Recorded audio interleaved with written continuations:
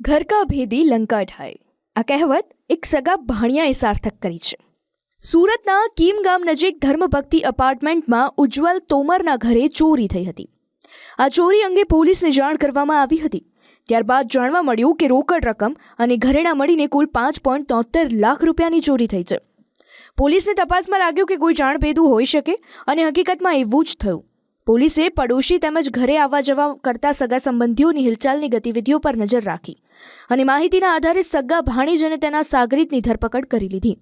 આરોપી કૃષ્ણા ઉપાધ્યાય મામાને ત્યાં અવારનવાર ઘરે આવજાવ કરતો હતો, એટલે ઘરની પરિસ્થિતિથી તે વાકેફ હતો.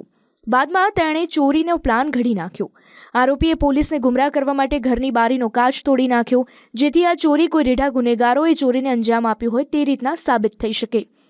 જો કે સગા ભાણિયાઓ ચોર નીકળતા મામા પણ ચોંકી ગયા.